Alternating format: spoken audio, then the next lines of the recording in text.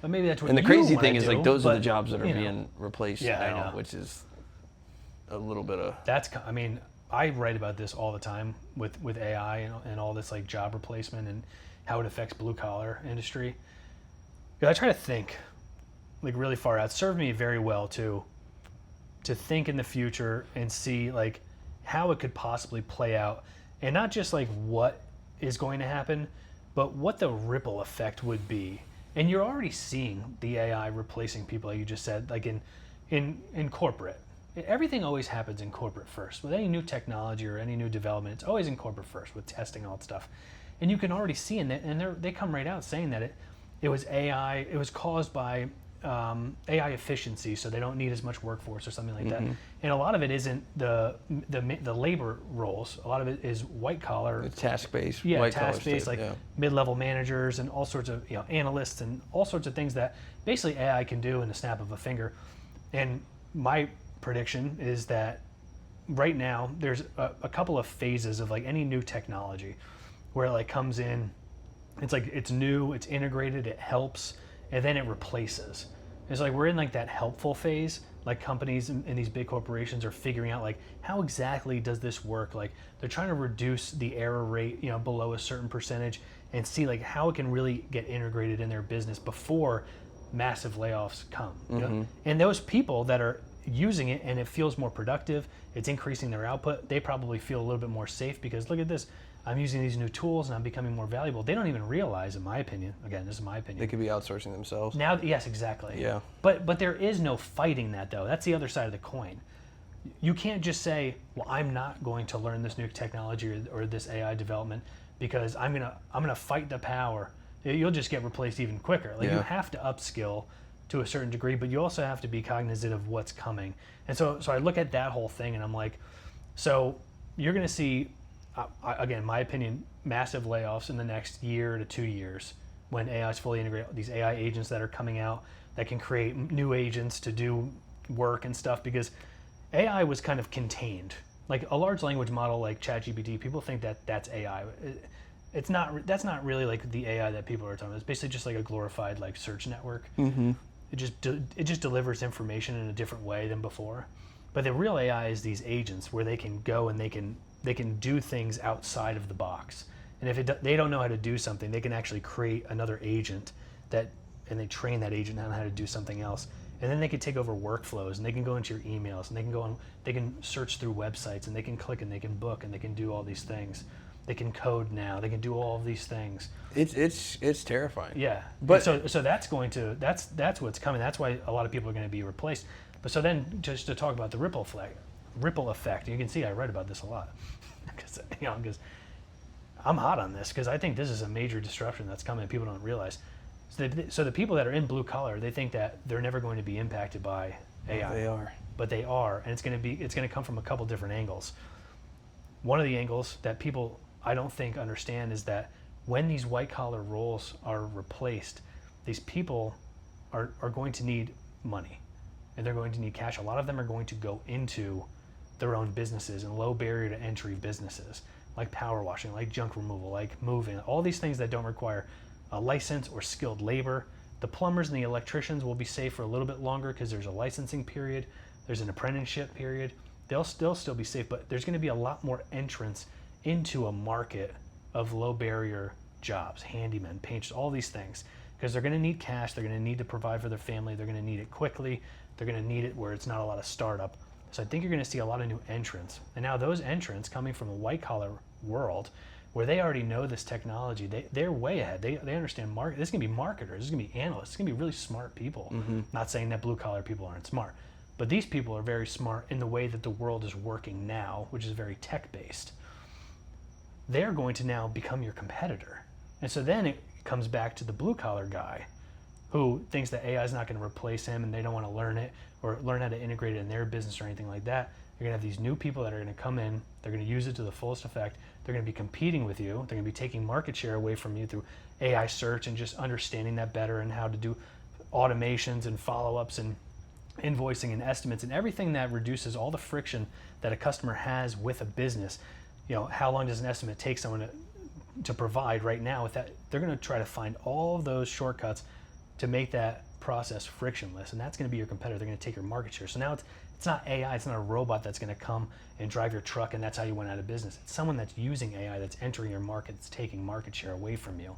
So that's the double-edged sword of blue-collar guys thinking that they're safe. Legacy guys that have been around for 20 years, that they think that they're just going to live off their customer base. That's okay, and you'll never grow though. It'll just be that customer base. Like, so if you like working in your business as a job and you provide and that's okay for you, then that's fine. I still think you need to learn these new technologies. But if you're looking to actually develop something into a real business where you didn't just create a job for yourself and you're employing people and you're growing and you're helping more people and all that stuff, like, it is crucial. That's my take. I couldn't agree more. But I think the even scarier side of it, when I think about it, I rarely think about myself. I don't really even think about competitors that often. The thing that would scare me, that you have to pivot and we'd have to find ways around it, is more of the customers could go away. Because you're talking about massive layoffs, you're talking about white collar, like if there's more people coming, if there's more people losing their jobs and then more people coming into this market, where are the customers? Who's making money? Because especially with what we do, besides some of the commercial side of it, it's a luxury service. You don't like plumbing and electrical. The things that are so enticing about that is it's not a luxury service. Yeah. When your toilet is leaking and the floor is filling up with water, you don't have time to say, well, I'm gonna think about it, or like when the time's right. With certain things like power washing, junk removal, those low barrier to entry jobs, they can be a lot of times it's a luxury service because people don't have to do it. Yeah. They do it because they want to do it. So my thought when you say things like that of like layoffs and things is there going to be money in the economy where people are still spending? I think so, because it's also going to create a lot of jobs. So it's going to reduce a lot of jobs, but it's also going to create a lot of jobs. And every technology, like they thought the typewriter or the typewriter was going to take out not the typewriter. Just every time a new technology comes, we think that that's the end of, Yeah. Like when people first started printing, they thought it was going to take away from storytelling, and then all it was is just it created a new industry and probably more jobs, right? Yeah. And then because now there's the newspaper, and then when the internet came, the newspaper's like, well, we're screwed. It's going to put all these people out of business. But then what did the internet create when it comes to instead of print material? And that could be the cycle where you see AI coming and replacing a lot of jobs, but then kind of creating new jobs. But I think there's going to be a period of time. The movie killed the radio star. I don't know. I'm not familiar. You never heard that song? I've heard that song, yeah. The radio, no. What is it? Video killed the radio. Killed the radio star. Right, yeah, right. And so it's always kind of something will kill an industry, but that it creates its own. And I don't know what AI is going to create. I don't think anyone knows. But what you're saying, like foreseeing the future and trying to get ahead of it, is the only thing you can do. And like but if I'm summing up what you're saying from my brain is get good at it. Don't avoid it. Yeah. Get good at it. You have to. Yeah. You don't have any other choice. No. It's like, there. Otherwise, it's like the people that would be like, I'm never going to use email. It's like, well, or computers. Think about how many people went out because they wouldn't adopt computers or, into their business, and then you're just gone. Yeah. When I first started, there was guys that put all their money into Yellow Page ads, and they probably were like, dude, this is what I'm going to do. This is how I get work. And eventually it's like, that ain't going to work anymore. You have to adopt into Google. You have to adopt into these new ways.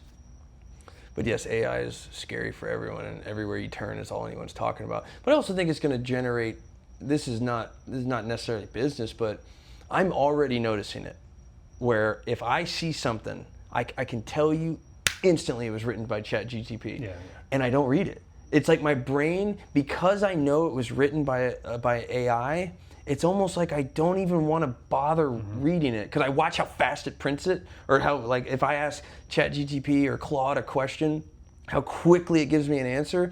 It doesn't feel thought out, so I like skim it. And then so if I see something that I know, like someone will send me an email and it's like, dude, at least try to make it look like it wasn't written by an AI. But someone will send me an email and I can tell instantly it's written by AI. I can't even read it. Well, I can't even read it because to me, I'm just reading what a computer told me. I think that's going to happen to a lot of people, and then we're all going to we're going to be searching for more humanistic things quickly. Music, writing, all this. So it's like it's still going to be the same way it's always been. Is like the better you are, the more successful you can be. So it's like if you're a writer, you just have to be the best, and you're probably going to have more opportunities because people don't want to read AI. You know, I think AI enhances what you actually are. So I think the people who are pros at what they do, AI just makes them that much better. But it doesn't make someone who's not a pro a pro. It just makes them just like a bland, mediocre version of like whatever they're trying to do. But like for someone who knows what they're doing, they utilize AI as leverage to increase output or make them better. So the smart people are just going to become smarter, and the dumb people are just going to basically just be like ChatGPT dumb. But it's like, but what you said, it's like those emails and stuff. I can't read it. And like the M dash just gives that away. That's the double dash. Yeah. That just is a complete giveaway. But also like how those sentences are structured. And so I use ChatGPT all the time. With like everything, but I don't let it like write for me. Like I have a newsletter, but I use that to help me write my newsletters. I talk to it. It helps me frame things. It helps me figure out like what might be missing, or it's like an editor. Like I'll put something forth and I'll say, what am I missing here? Like are these sentences clunky? Like what's like the most value that a reader can extract from this? And then it gives me like a breakdown and an analysis, and then it helps me better the writing. Because like one of the quotes that I like in writing is like you have to make sure that every word in a sentence fights for its life.